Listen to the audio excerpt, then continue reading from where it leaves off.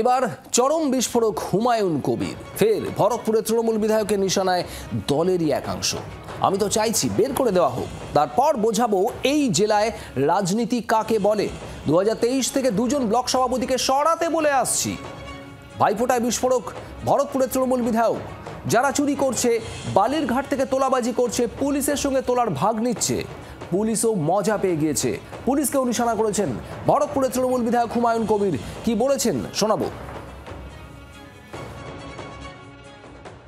বের করে দাও না, দেখি আমি দেরি তো যেতে চাইছি, বের করে দেওয়া হোক, তারপরে বুঝাবো এই জেলায় রাজনীতি করা কাকে বলে।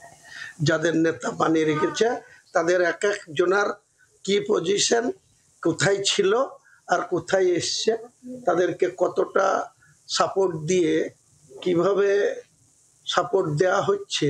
নম্বর শ্রীমান অপূর্ব সরকার, শ্রীমান বিশ্বদেব কর্মকার, শ্রীমান নীলিমেশ বিশ্বাস, শ্রীমান কাউসার হোসেন, শ্রীমান ফতেমা বিবি, শ্রীমান আরেকজন নাজমুল মিয়া, এই যে নেতা, এই নেতাদের ছবি দেয়ালে দেয়ালে টাঙিয়ে দিলে ভোট অটোমেটিক হয়ে যাবে, চিন্তা। শ্রেয়সী গঙ্গোপাধ্যায় আমাদের প্রতিনিধি রয়েছেন আমাদের সঙ্গে সরাসরি। শ্রেয়সী, হুমায়ুন কবির, তাকে এর আগেও একাধিকবার শোকজ করা হয়েছে, একাধিকবার সতর্ক করা হয়েছে, তারপর আবারও বিস্ফোরক।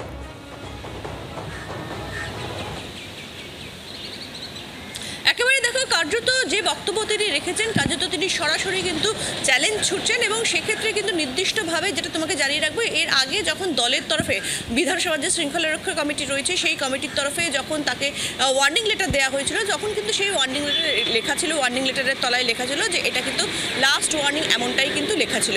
পরবর্তীকালে আমরা দেখেছি যে এক্ষেত্রে সেই লাস্ট ওয়ার্নিং পাওয়ার পরে তিনি বলেছিলেন যে না, সেক্ষেত্রে তিনি সরাসরি আর সংবাদ মাধ্যমে বা প্রকাশ্যে কিছু বলবেন না। কিন্তু পরবর্তীকালে আমরা দেখেছিলাম যে সেক্ষেত্রে তিনি কিন্তু নতুনভাবে দল তৈরি করার কথা বলেছিলেন এবং যদিও পরবর্তীকালে দেখা যায় যে সেই নতুনভাবে দল তৈরি করে তিনি ইলেকশনে লড়ার কথা বললেও আবার সেখান থেকে সরে আসেন এবং কার্যত অভিষেক বন্দ্যোপাধ্যায় যখন মিটিং করেছিলেন ক্যামাং স্ট্রিটে, তখন সেই মুর্শিদাবাদ জেলাকে নিয়ে তখন কিন্তু সেই মিটিংয়ে তিনি গিয়েছিলেন। ফলে সামগ্রিকভাবে সমস্ত কিছু নিরিখে কিন্তু ফের দেখা যাচ্ছে যে সেক্ষেত্রে তিনি গিয়েছিলেন এবং তারপরে তিনি বেশ কিছুদিন কিন্তু তিনি প্রকাশ্যে আর নতুন করে মন্তব্য করেননি কিছু, কিন্তু ফের দেখা যাচ্ছে যে পুজো মিটতেই কিন্তু কার্যত ফের তিনি যে বক্তব্য রাখছেন তিনি সকলের সামনে, সেখান থেকে কিন্তু তিনি কার্যত কিন্তু নতুনভাবে তিনি চ্যালেঞ্জ করছেন জেলার যারা নেতৃত্ব রয়েছেন তাদের দিকে। ফলে সামগ্রিকভাবে দলীয় সূত্রে যেটা খবর যে এক্ষেত্রে কিন্তু দল এই গোটা বিষয়টার উপরে কিন্তু নজর রাখছে এবং সেক্ষেত্রে নির্দিষ্টভাবে কোন দিকে যাচ্ছে গোটা বিষয়টা দেখছে। ইতিমধ্যেই কিন্তু জেলা নেতৃত্বের সঙ্গে দলের তরফে দলের শীর্ষ নেতৃত্বের সঙ্গে কথা হয়েছে, এমনটাই কিন্তু দলীয় সূত্রে খবর। ধন্যবাদ শ্রেয়সী।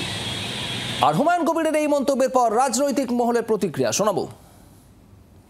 অনুশাসন এবং শৃঙ্খলার বাইরে যদি কেউ নিজেকে দলের ঊর্ধ্বে বলে মনে করেন, সেটা তার ব্যক্তিগত চয়েস, কিন্তু যেহেতু উনি দলের মুখপাত্র নন, তাই এটা ওনার অফিসিয়াল দলীয় বক্তব্য নয়।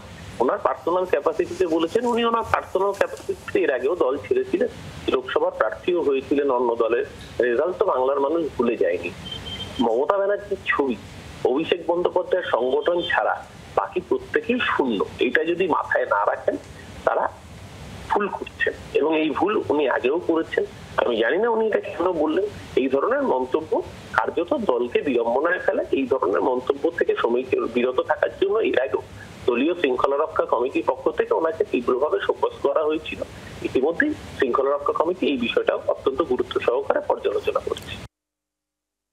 ওদের বিষয়ে বিশেষ কিছু বলার বাংলার মানুষের নেই। বাংলার জনসাধারণ এইসব বক্তব্যকে আর মোটেই বিস্ফোরক বলে মনে করছে না। এটা বিস্ফোটক, বিস্ফোরার মতন আমাদের উপরে চেপে বসেছে। যিনি মন্তব্য করছেন ওই এলাকার মানুষ ভালো করেই জানেন যে 70 এবং 30 এই যে ভাগ এবং এই 70% লোকেরা যারা কিনা 30%কে হিন্দুদের গলা কেটে ভাগীরথীতে ভাসিয়ে দেবেন বলেছিলেন এবং তারপরে মাননীয় যখন চুপ করে বসেছিলেন, যার ফল আমরা গতকাল কাকদ্বীপে ক্যানিংয়ে দেখতে পেয়েছি। সুতরাং আমাদের আর এইসব নিয়ে ভাবার সময় নেই। একজনকে তিরস্কার করে বা বহিষ্কার করে কি হবে? এ তো চলতেই থাকবে, এটা চলতি কালাম জিন্দেগি, এটাই তৃণমূল মানেই এইসব।